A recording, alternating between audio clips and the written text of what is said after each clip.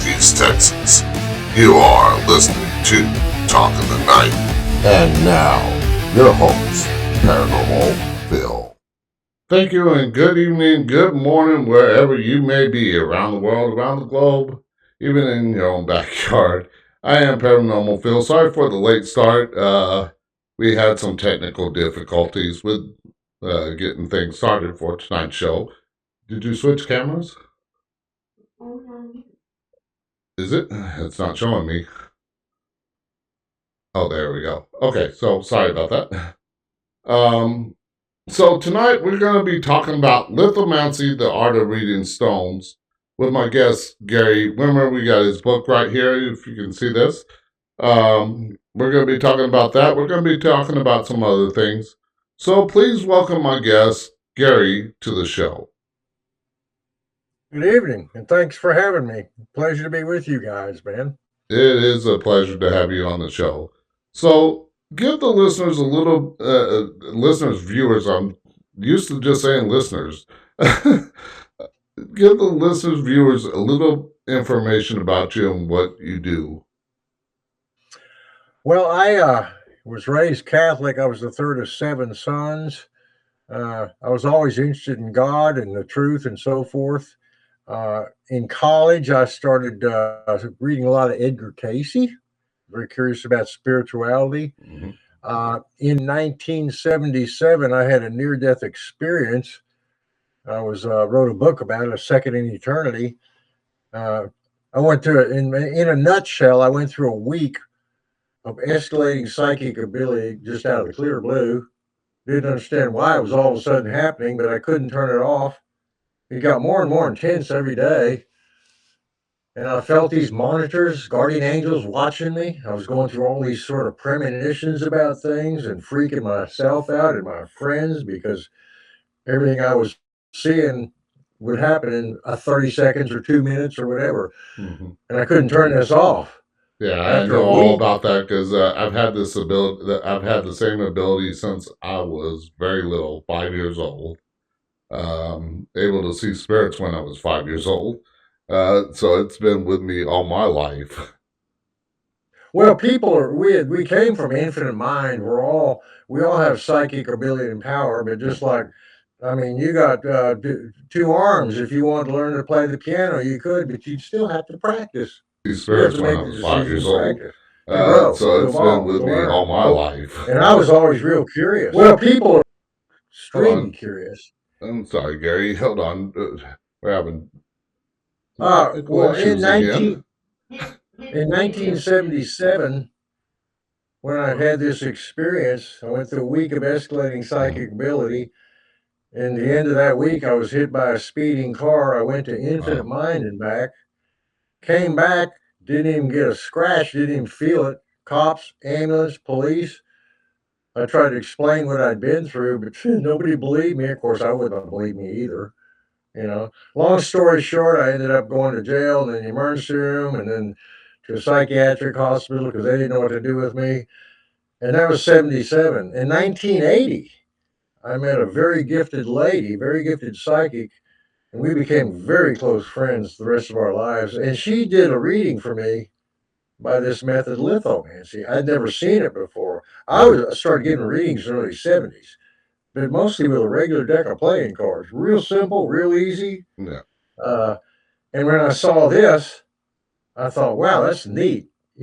All you have to do is know what these stones mean and to Yeah. be able to read the pattern, you Well, know? I've never heard of lithomancy until you mentioned it. I knew of tarot card readings. I knew playing card reading. I knew all that other stuff. Just never heard of lithomancy before today or before you contacted the show. Me neither. And I had studied a lot of psychic ability since the early 70s, actually the late 60s in college. But I'd never seen this, and it isn't very well known. But after she did a reading for me, I was very fascinated. And she said, well, I'm having a class in 2 weeks. Okay. I signed up for the class, showed up, and then 2 weeks later, we had the class. It was pouring rain, very heavy. I was the only person that showed up, her and I. Hmm. And so she did a quick reading for me and a quick reading for herself. And we got in our car and we drove home because it was raining so heavy. Next day, I got 16 stones, as I describe in this book, Lithomancy, the Psychic Art of Reading Stones. I got 16 stones and put a little piece of tape on them and marked them Sun, Moon, Mercury, Venus, Mars, Jupiter, Hmm. whatever. And every time someone would come over my house, I'd give them a reading. So I started practicing the following day and only had 15 minutes of education from her. That's what I like about this and a lot of intuitive things Hmm. is they'll teach you how to read. They'll talk to you. Hmm. These stones talk to me. They tell me things. And the lady who taught me this, she passed away about 10 years ago. And I asked her during her lifetime to be my guide. And she is now. She talks to me all the time, and that helps me do better readings. But I got into it because she gave me a reading. I like the uniqueness of the art. I'd never seen it. I like the fact that I didn't have to read 100 books. All I got to do is kind of look at it and let the pattern Hmm. talk to me. And I encourage other people to think outside the box like that because life is always talking to us in symbolism. Yeah. Always. So you mentioned about the near-death experience. Um, is that when you first noticed your psychic abilities? No, I actually started noticing them as a kid. I didn't think of in terms of psychic ability, but as the third of seven sons, I had two older brothers, a year older than me and 2 years older, and four younger. And my two older brothers fought their whole lives. And so I was always watching these confrontation and staying out of their way and staying out of being in their ball games and so I developed a sense of intuition, very lucky, very young, about Hmm. I ain't going to get in this. I can see this is about to happen. And 15 seconds later, it would. You know? Yeah. uh, It's so it's a lot of people think psychic ability is just hoo ha and stuff like that, or people believe in it. It just depends on their belief. But I've always told my listeners in the past when I did the show before is I coined the term the Santa Claus effect for psychic ability, and that is when we're young, we're told Santa Claus is real, but as we grow older, we're told that he's not real. And the same thing goes with the abilities to see spirits, see different events, depending on the level of abilities that you have. And when we're young, our minds are not corrupted by the everyday world, but when as we get older, we're told that it's not real, it's just your imagination, and that ability gets pushed from here to the back of our subconscious. It's still there, but a lot of people just don't know how to unlock it. And sometimes it takes a traumatic thing like your accident to kind of revive it a little bit sometimes. boy, did it revive it. It set off a rocket booster under me. And I realized then in 1977, I was 29, and I saw so many things in the future. I saw 9/11 and COVID-19. I saw these wars. I saw these escalating economic cycles up and down. I saw so much stuff in advance. And then I was in Europe in 2001 playing on a cruise ship as a musician. Mhm. And this guy from Sweden is about 4 in the afternoon said, "Hey, man, I think y'all got hit by a terrorist attack." I ran down to the crew room, looked in the TV, and sure enough, that second plane went through right then. Wow. And I looked around, saw all these people, the crew, all in these blue uniforms. I realized I saw that picture in 1977 when I came back in my body. I saw me watching the TV, and a plane went through, and a bunch of blue people in blue outfits around me. I couldn't put it in any context until that very second. Yeah. And at that second, I went, wow, I saw this exact scene 24 years before it happened. And see, that's one thing that's one ability that I do not have is like the premonition.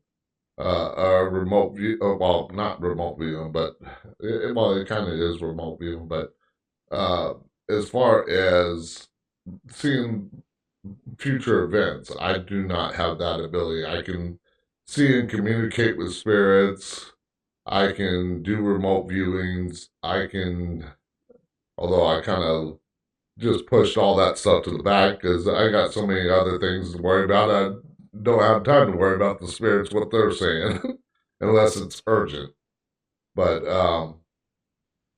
anyways, let's get into lithomancy real quick. For those that I think you mentioned about what lithomancy was, but can you give the viewers, listeners, a little information on what lithomancy is for anybody that might want to know what it is?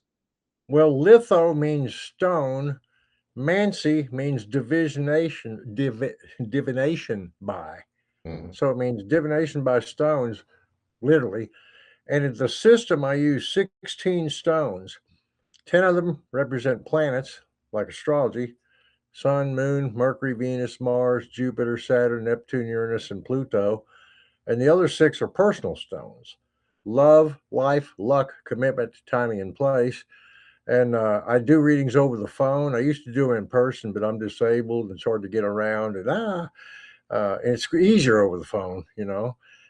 And Mm-hmm. when I charge these stones up when I'm talking to someone, and I have them say drop, and when they say drop, I drop them into a circle of leather that defines the actually it defines time and the environment.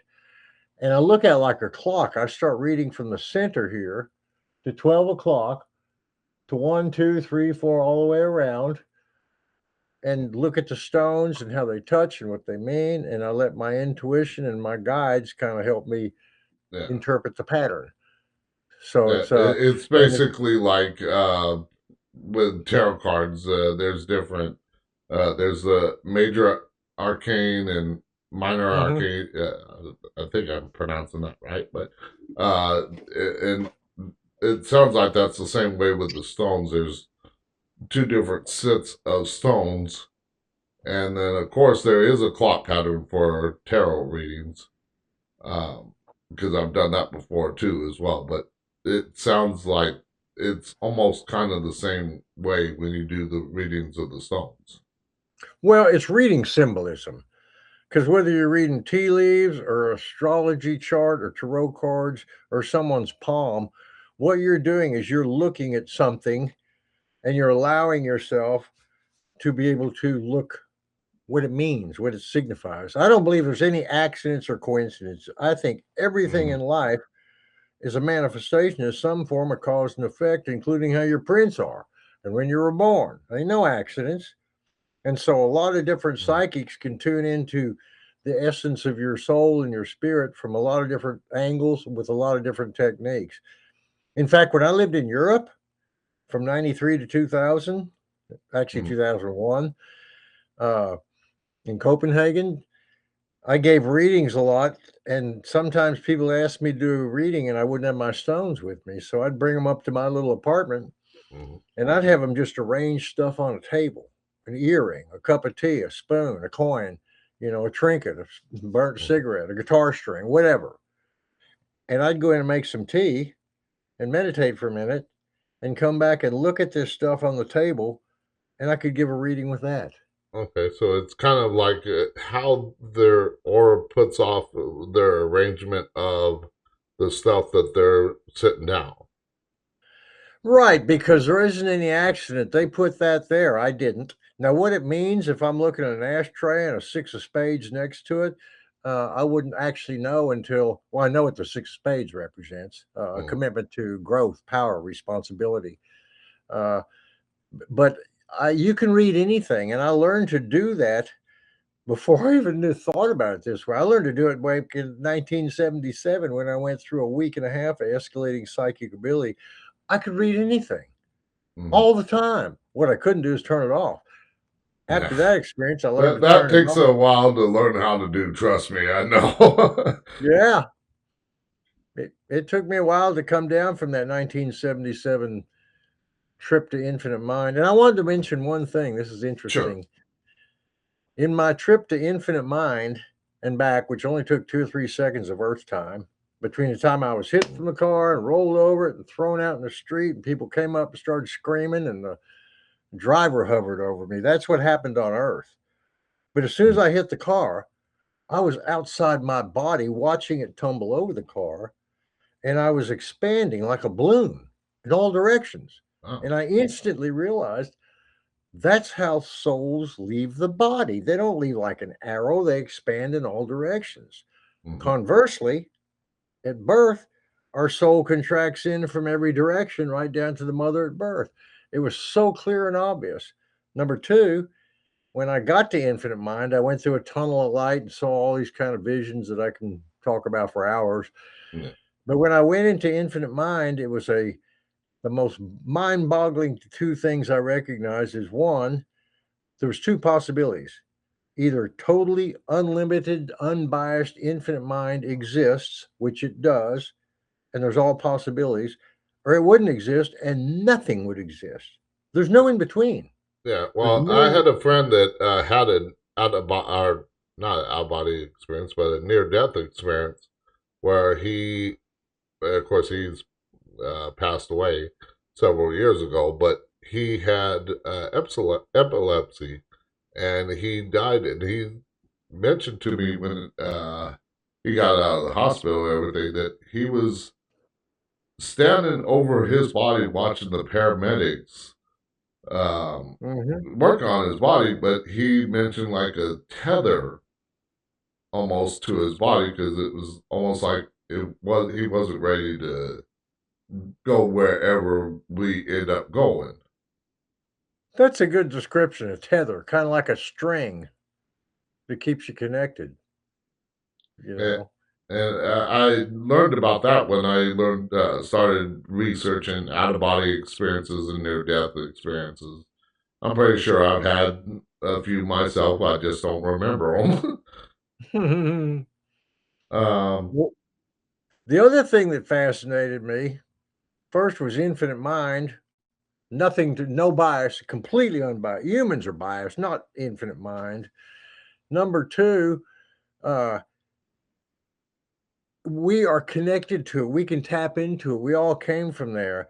mhm, Everything in this universe, every atom, molecule, thought is a manifestation of infinite mind and infinite creativity. Now, as individuals, we have free will and we mhm, can try to understand this and grow and learn, or we cannot. Choice. Free mhm, will is the most powerful gift humans have because no matter what our situation is, and we often can't change our situation, we can always change our perception, our attitudes, our intentions, the way we look at the situation. mhm. And that's the most powerful gift we have in life is that gift of free will. We can change the way we look at anything. Now, I want to ask when you had that near death experience, and I know a lot of people, different religions, believe in different places like heaven, hell for Christians, for Wiccans, like myself. We believe in a higher plane of existence, lower plane of existence. I see it as kind of the same thing as it's all one thing, just different ways of explaining it. Mhm. And can you tell us what you pretty much kind of think about something like that and what you might have saw during that near death experience? Well, I was amazed at infinite mind, but not only that, I was amazed at, well, you look at this planet.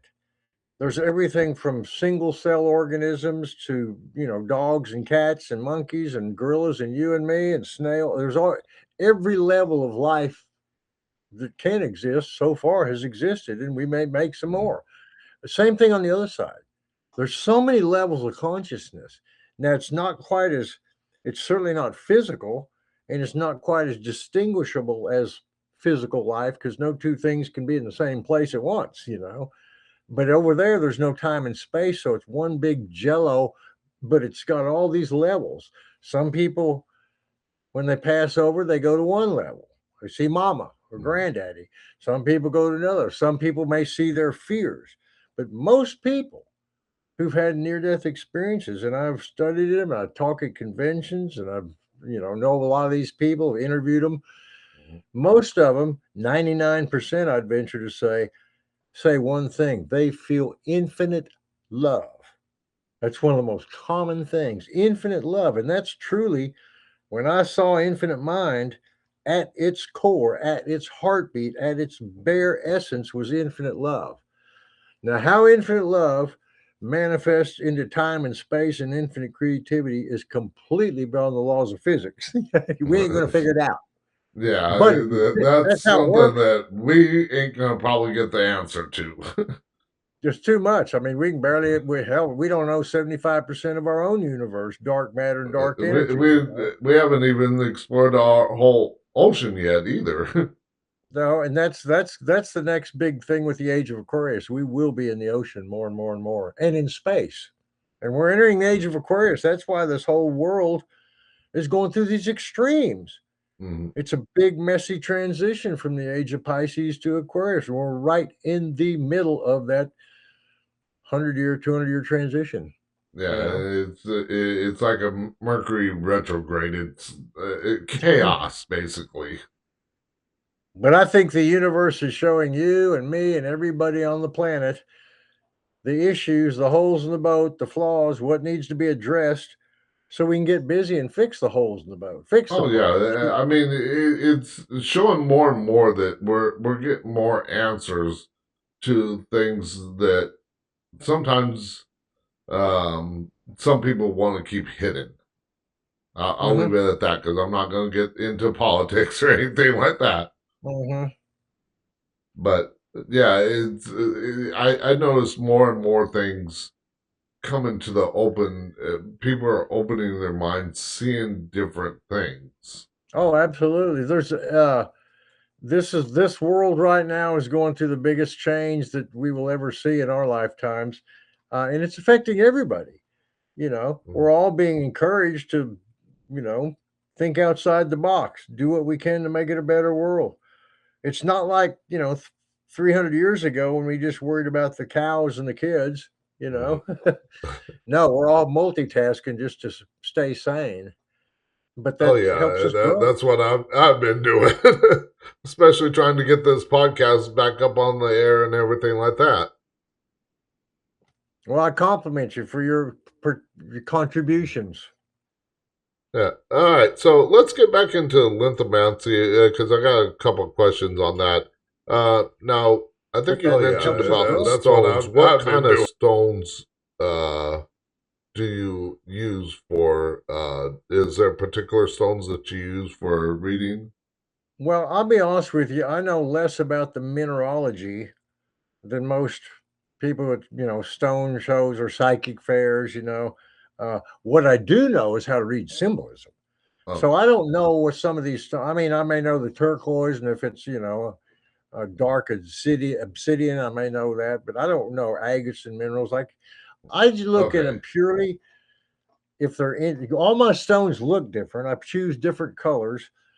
And I don't go through a big process of choosing. I've lost a stone or two. Some have cracked. I just kind of look, oh, this looks like a good mercury stone. I'll use that okay. I because didn't know if there was like certain stones that you use, like quartz or amethyst, or opaque or whatever. no, but in my book, I've got a chapter on every stone, and I write down stones that represent this. And I don't necessarily follow that because I got my stones way before I wrote the book. Yeah. I've had the same set of stones for almost 40 years. 35 years. Lost one set or a part of a set. So I just grabbed some more stones. But I don't look at it like you have to have a topaz to represent this or a agate to Okay. represent this. And that's why in Europe, I could read whatever people put down on the table.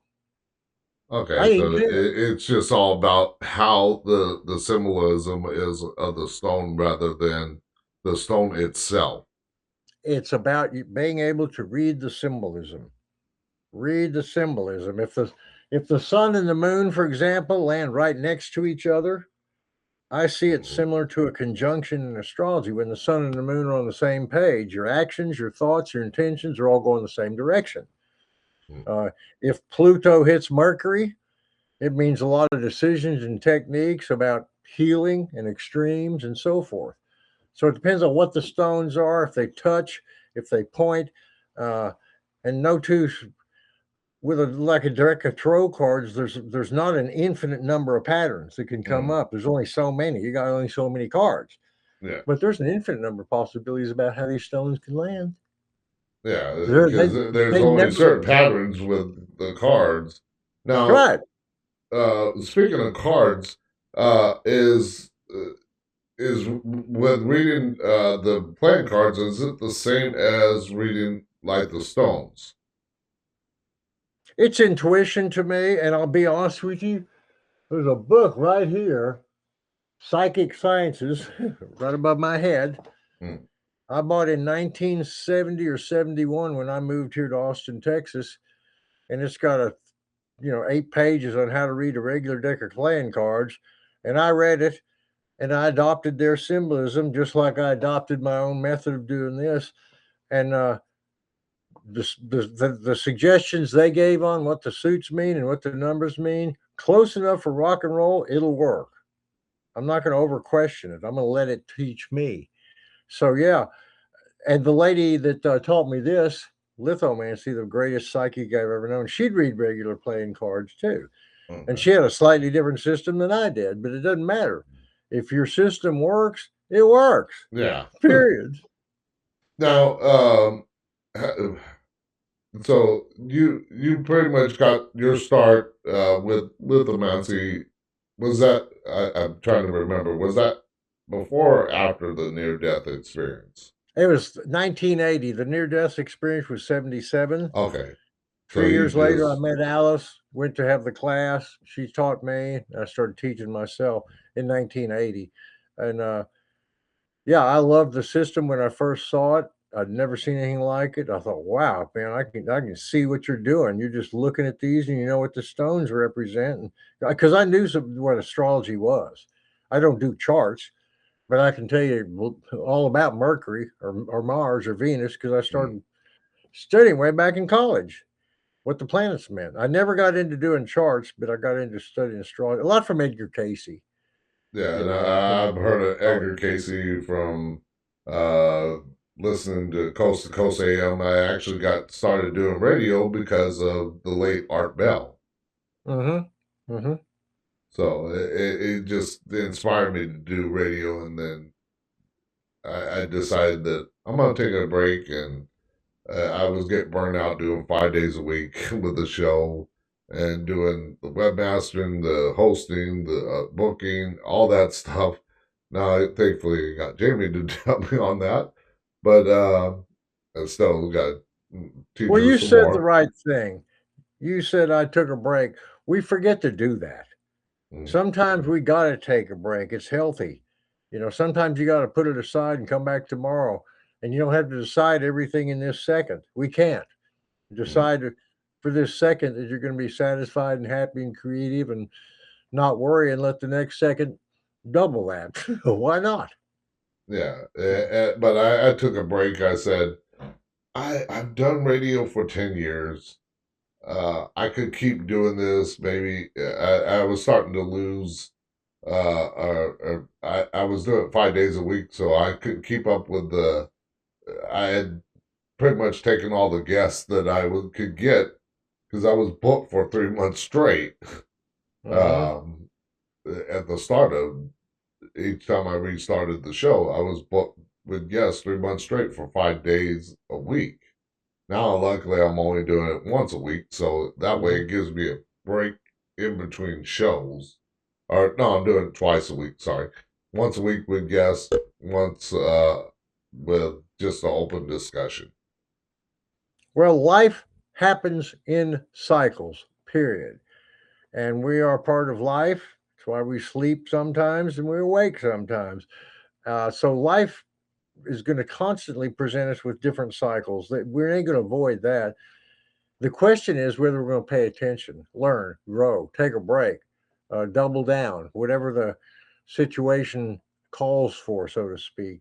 Because we do have the choice to pay attention to ourselves and the situation and ask questions and believe and talk to your guides and get smarter and wiser, or do none of the above. you Yeah, know, and I Let yourself. notice when we're so busy doing all this, like even tonight, trying to get the show going, I was frustrated. I'm like, I can't think. I'm frustrated. It's like, come on, let me do this. Ah. That's why you And take a break. it's like you got Take to a deep take breath. a deep breath and say, everything will be okay. Just slow down. It'll work Mhm. out. I went through so much depression and anxiety in my 20s. I'm 78 now. Uh, I mean, I cannot describe you the depths of depression. I'm bipolar. I've been extreme my whole life. But since that near death experience in 77, I learned to turn down the extremes and balance and see everything as a win win scenario. Why not? We get to choose that. Mm. If we never had curveballs or fell off the horse or missed the target, we'd never learn how to re aim, get back up on the horse. So Yeah. even the challenges, coincidences, and curveballs we get in life can be educational, can teach us stuff we Mm. don't know. That's why we go through experiences that we didn't expect because life trying to show us something new. But we get to choose whether to participate and grow and evolve or go, this ain't me. Where's the exit? Where's the complaint department? Yeah. Well, I'm a disabled veteran. Almost in my mid 50s. I do suffer from depression and anxiety, but I've learned to work with it a little bit through meditation, through sitting out on the back deck of my house and just listening to the sounds of nature, just Oh, taking that yeah. moment of deep breath and relaxation. That's exactly the same thing I do. I go through periods when I don't feel quite as good as I did the day before, but I don't go through the depths of depression I used to, nor mania. Mm. I'm not so, I used to be so intense, I'd be off the wall. And I learned how to balance those because I was so fortunate in 1977 to see Infinite Mind and to go, wow, I can tune into this power. Yeah, I was a and crappy I singer. wish more people could tune into that to help get them to take maybe people listening to the show tonight or watching the show uh will think, okay, maybe I should take a break and just open my eyes to other possibilities, open my eyes to Bing. different perspectives. Amen. Because if we don't, we stay in the default. We have to choose to grow, evolve, upgrade, learn more. Now, life will present us with opportunities to grow, evolve, and learn more by challenges, changes, curveballs. But we decide to either participate or walk away and go, life's screwing me over again. So it's Yeah, always trust down me, I towards. get that feeling from time to time. It's like, can I take? It's like I take a. I get the feeling that I take a step forward and get pushed back 2 steps. It's like I cannot. Sometimes I feel like that, and then I have to just like walk away and Mhm. take a deep breath and relax. I went through a lot of depression in my 20s because as a musician, I didn't have a good voice and I Mm. was an expendable sideman, and that scared me. And in 1977, when I had my near death experience, I saw myself playing piano on cruise ships. I saw myself playing solo, traveling Europe. I couldn't believe it. Is this real? Is this possible? Well, it became possible because I learned to play piano. I learned to be an entertainer instead of worrying about my crappy voice. And I learned to do what I do have. I got a good personality. I can talk. I can entertain people. And I put that to use because I couldn't sing that well, but Yeah. it worked. I became a Well, solo. I tried my hand in the music business for country music. Spent 2001 in Nashville trying to break into the country music business as a singer songwriter, but it's a tough business. Oh, And if you don't have a band behind you, you don't know how to play an instrument, it's tough in that industry. do you know in the late 80s, to early 90s, I played a guy named Larry Lee in Nashville, $200 a month to submit my songs. And I visit him twice in Nashville, and that's what he does all day long. He goes to studios and goes to these artists and their agents and presents a song. And I got 20, 30 people are interested. Garth Brooks, Randy Travis, Travis Truitt, they're all interested in my songs, but I never got the final cut.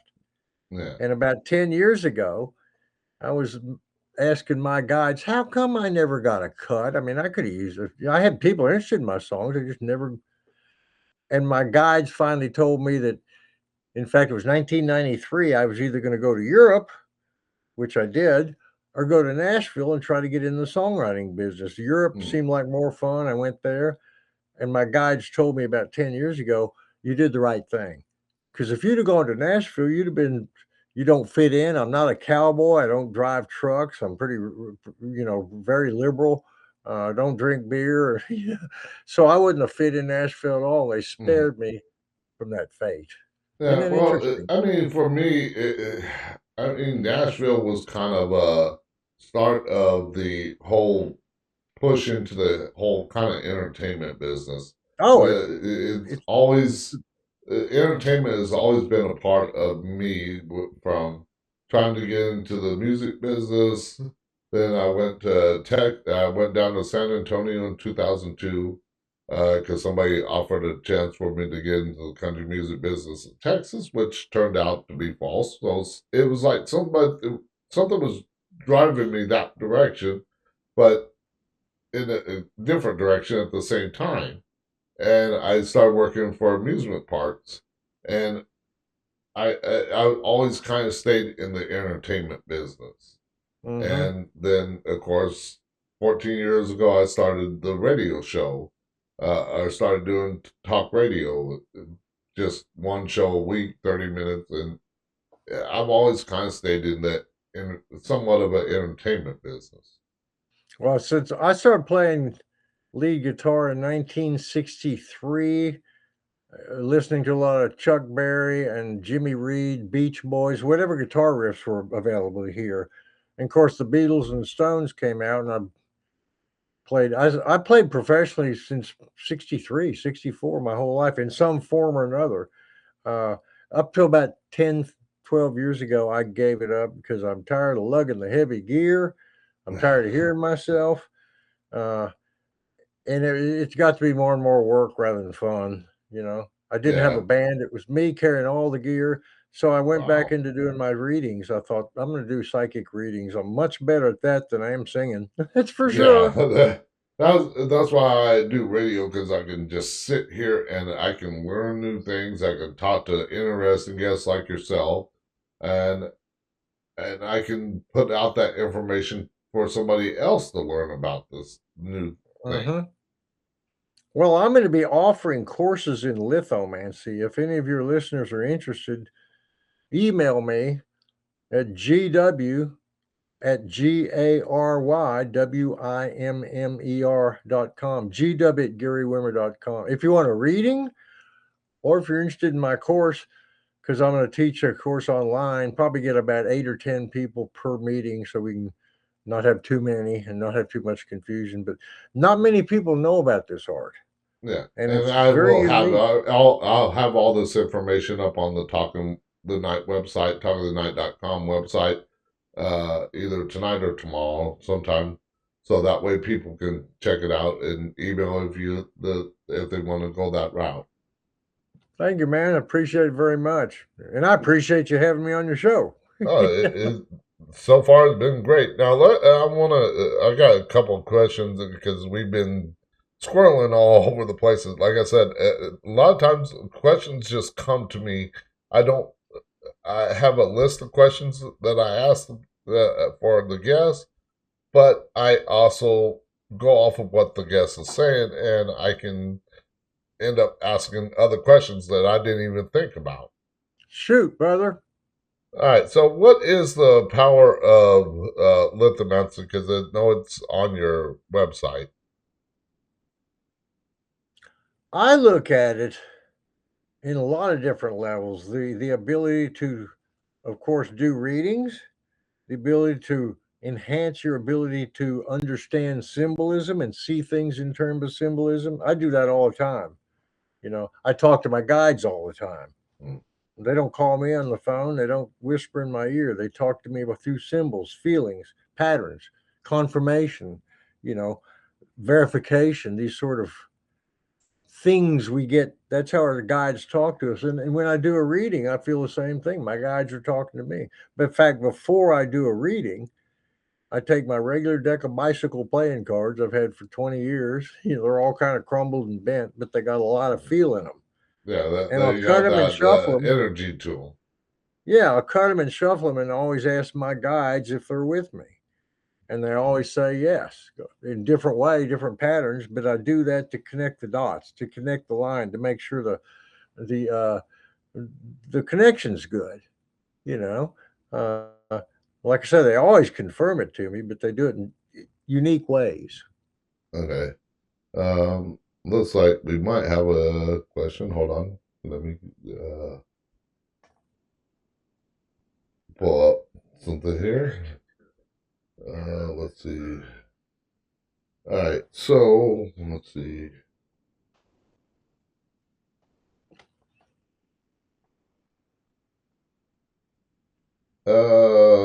So we had a question, and I'm gonna say no on that. Asking can we do a live reading, and we have only about 15 minutes left, and uh, I don't know about you, but I know like when I used to do readings, it's I don't need the person here, but it just makes it more easier to do the reading when I got that energy right next to me. I do most of them over the phone, but on a practical level, uh, if I was doing a reading, I have to put my table on my lap, put my stones and everything on there, do it here, and then nobody could see it, so I'd have to have two Yeah, webcams. You know what I'm saying? Because yeah, that's why I don't. Yeah, I don't do that. I don't like to do readings over the air, just because it doesn't.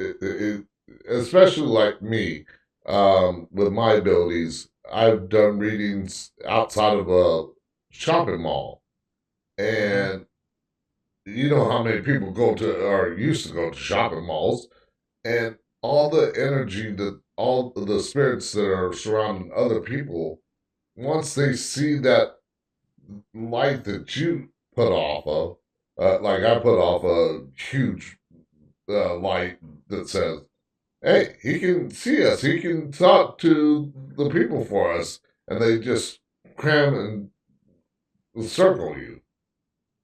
Well, I encourage all people to believe that they can tap into that energy, because if you believe you can tap into it, you're going to have a better chance of doing so. Just like if you're playing baseball and you get up with a big bat and a big attitude, and you Mm, believe you can knock the ball out of the park, and that's exactly what you're going to do, you're going to hit more home runs. You're not going yeah, to hit everyone, but you're going to hit more. So, attitude and mm, intention and taking proactive steps to learn, to grow, to evolve, whether it's in your own head, your own heart, your own mind, talking to your guides, making it a better world, doesn't matter.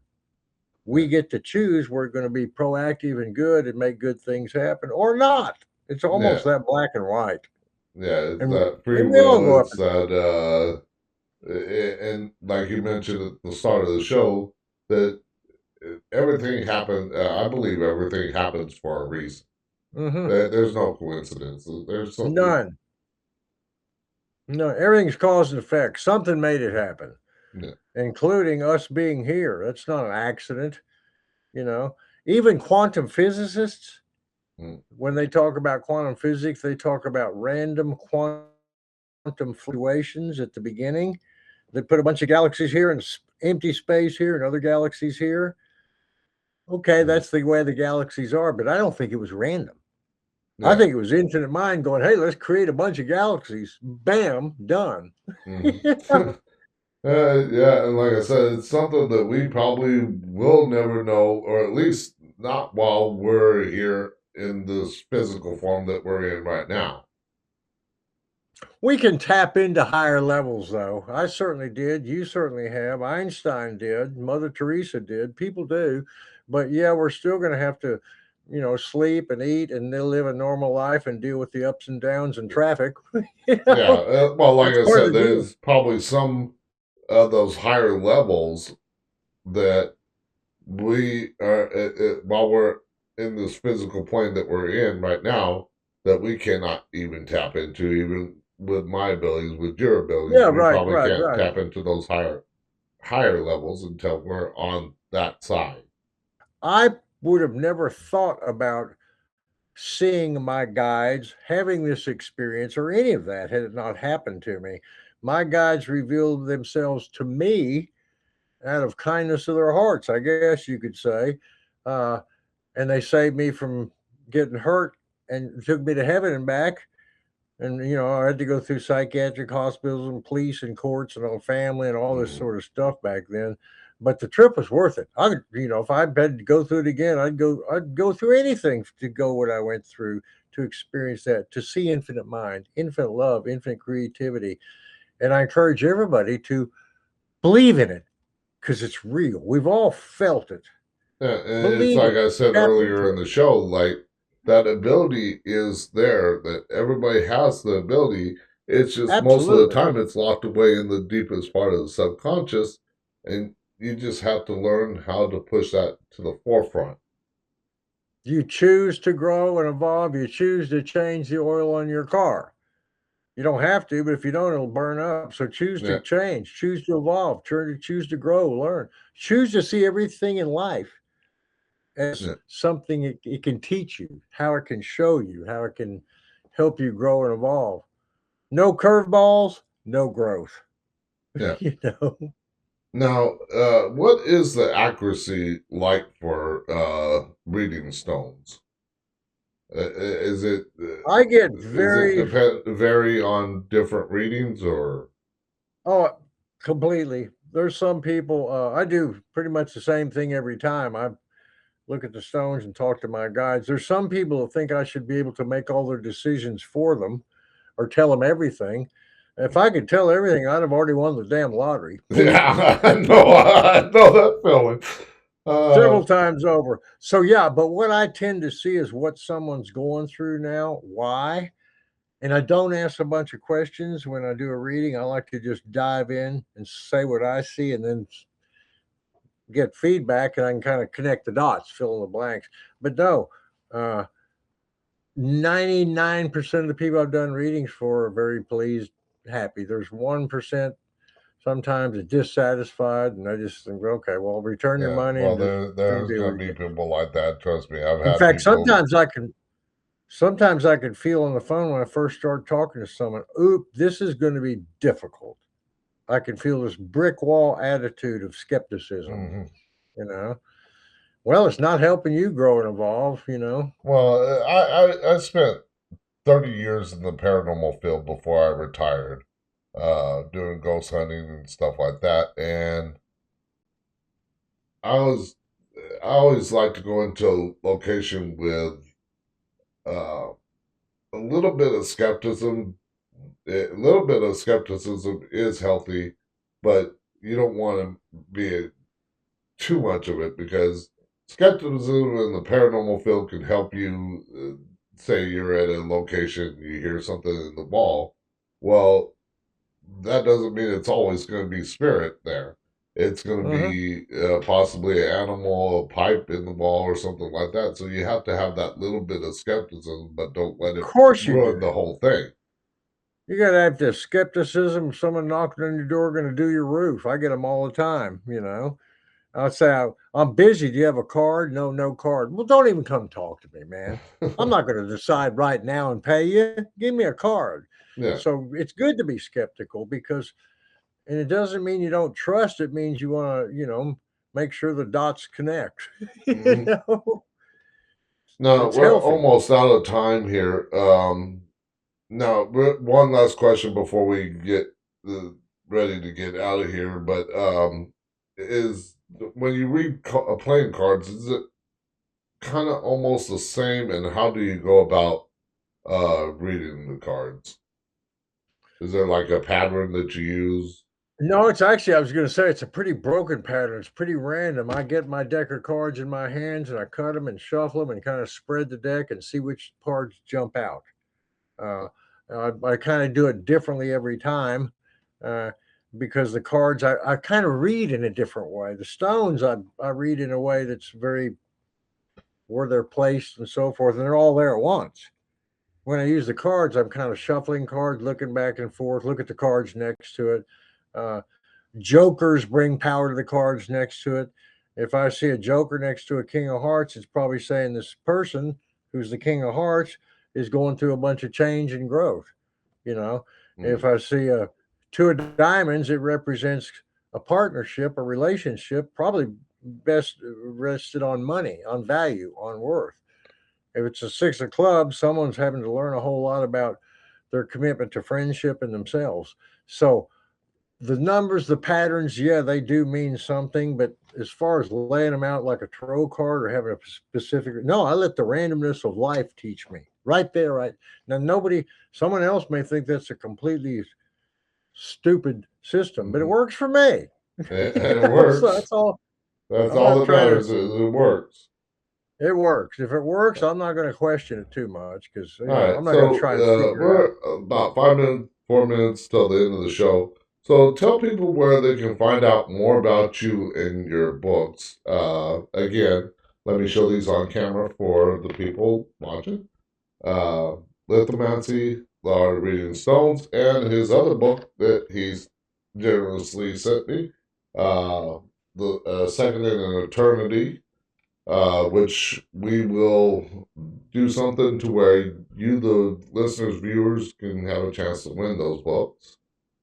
But where can they find out more about you and those books? The books, they can go to Amazon or Kindle. Just Google when you go to either one, or you can put the title in. You'll probably get it. So, Lithomancy: The Psychic Art of Reading Stones. If you put in that into Google, you'll find my book. Or you can go to Amazon or Kindle. Same with The Second in Eternity. If you put that in a search engine, you'll probably find my book, and you'll definitely find it if you go to Amazon and Kindle. And as far as contacting me, the best thing to do is email me, GW at GARYWIMMER.com, GW at GaryWimmer.com. Uh, I will respond pretty quickly with my schedule, my time. If you're interested in the lithomancy class, I'm just now starting to set it up. Uh, Probably end of July, early August. May do several courses. Depends on how much interest I get. But Okay, and that's that's how to how get in people touch with can me, brother. contact you for a reading or that Right. group. Okay. Email me. It's always better because I never answer my phone because I'm on the phone a lot, uh, and I'm usually busy. So don't try to reach me by phone. Email me. Email me your name and your telephone number, and I'll get back with you. And we'll set up a time. And I do it pretty quickly too. When people write me, I get back as soon as I get the email. Maybe 10 minutes, maybe 6 hours, but I don't wait 2 weeks to get back with someone. Yeah. All right. Well, we are almost out of time. I got a couple of announcements to do before we head out. But I want to thank you for coming on the show and sharing your experience, telling people about lithomancy and the art of reading stones, and of course your near-death experience and everything like that. Thank you, brother. You have a good one. God bless you and team, and keep up your energy. And like you said, give yourself a break. Okay. Yep. All right. You have a good night. And for Thank you, those man. still here, if you are enjoying Talking Tonight, why not take a piece of the show with you? Visit talkingtonight.com, click more, and then click Talking Tonight merch store. Uh, we have t-shirts, coffee mugs, small caps. I'll add more products eventually. Your support helps keep the conversation going. And if you want to put your business out in front of the listeners, passionate late night audience for Talking Tonight, then we are now welcoming advertisers and sponsors for the show.